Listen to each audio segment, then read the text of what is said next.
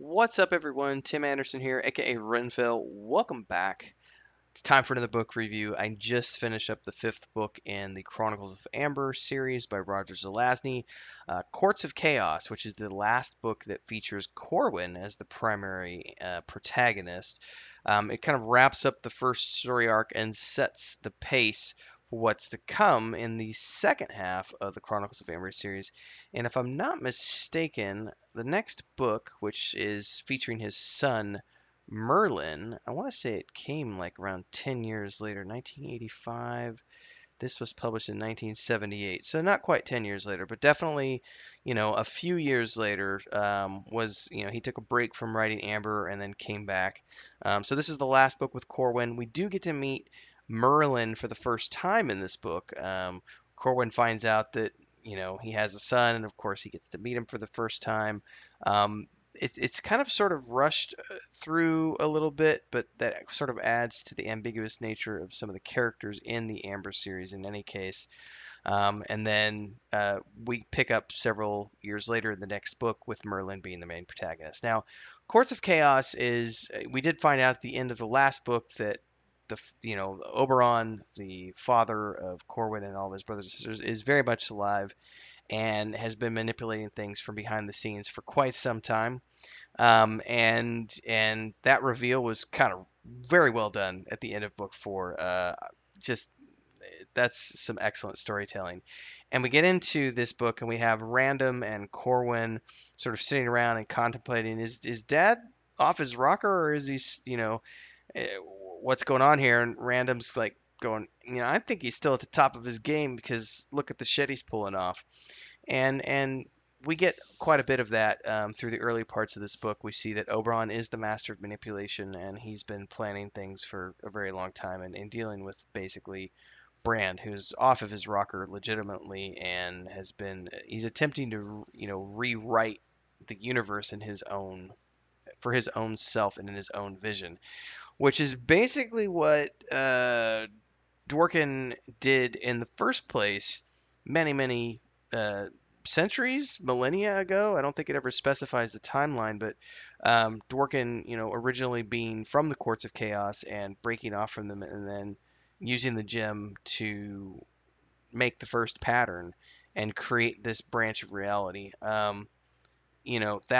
That's definitely what Brand wants to do, but he wants to eliminate the current uh, branch of reality. Anyway, there's a lot of stuff going on in this book. There's more fights between Brand and Corwin. There's more manipulation on the parts of all parties.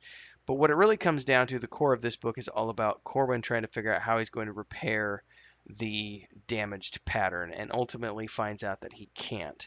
And his father sacrifices himself attempting to rewrite or to redo the pattern.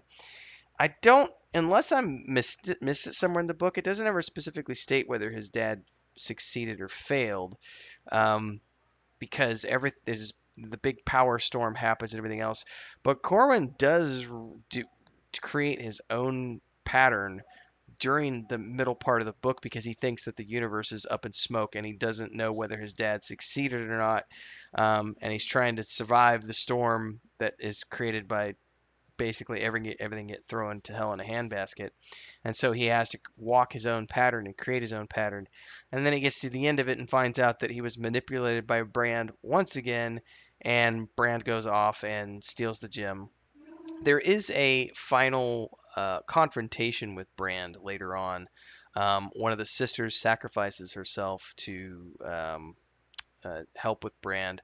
I'm spoiling a little bit here. I apologize if you've never read the books. They've been out for 40 years now, so I don't feel like I'm spoiling too much. In any case, we do see all of that sort of coming to fruition, and Brand finally gets removed. We go to the Courts of Chaos. We meet these people. Corwin meets his son. Ends things somewhat poorly with Dara, and for better or for worse, I feel like her character was just kind of thrown in there, and she manipulated Corwin in the first place.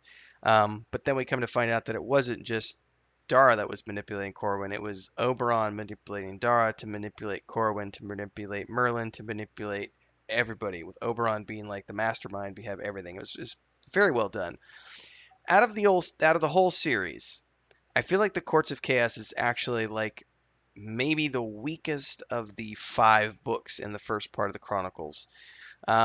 It's there are some parts that are really well done, but there's also some stuff where it's just like, excuse me, we're having this brand confrontation drawn out over and over and over. And there's some weirdly weird random stuff happens, like with the strange lady who wines and dines Corwin and tries to seduce him, but he remembers the pale lady in the black road. There's a talking raven named Hoogie, which I thought that was actually quite fun, that part of the storyline, and the old tree.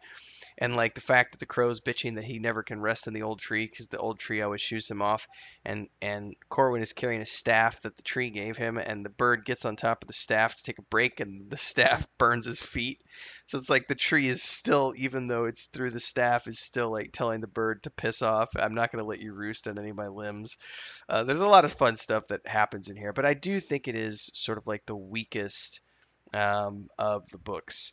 But it does give us a conclusion to the original issue of who has been trying to kill off Corwin and who is the successor. Because eventually, as Oberon passes and sacrifices himself, he wants Corwin to be the next king, but Corwin says, I don't want to be king. And so Oberon says, "Well, we'll leave it up to the unicorn, who is inferred to be their mother in any case," and it ends up choosing Random, who turns out to be the better son and the better choice to rule Amber after all, even though he may have been a little flighty in his youth. So a conclusion. It's definitely not my favorite. I gave all the other ones 5 stars. I'll probably only give this one 4 stars. I gotta go write my review after this actually over on Goodreads, so make sure to check out my review below on Goodreads if you want to. Follow me along there as well. But it's the only one out of the original 5 that I'm not giving 5 stars. Still a great read and absolutely worth it because it does give a conclusion, and you get to meet Merlin for the first time, who becomes the protagonist for the next 5 books, which is very important to get a sense of who he is and his motivations and everything. So hopefully you enjoyed. Smash that like button, subscribe to the channel, hit the bell icon, all those good things so that you can continue to get updates as I work my way through all the things that I do here on YouTube. And don't forget, follow on Goodreads, join our Discord, links are down below. And if you want to follow me as a writer, don't forget to check out the Patreon page for The Weave in the Void at patreon.com/wandering hermits, where I am currently building the world of The Weave in the Void alongside my brother and my wife. I am the writer on the point and click game, I'm the writer of the book series, and I'm the writer behind the tabletop stuff as well. So check all that stuff out. You can support us over there. You can also join here as a member if you want to support the channel. All of those are great ways to support what's going on here. See you next time. Stay safe, everybody. Happy reading.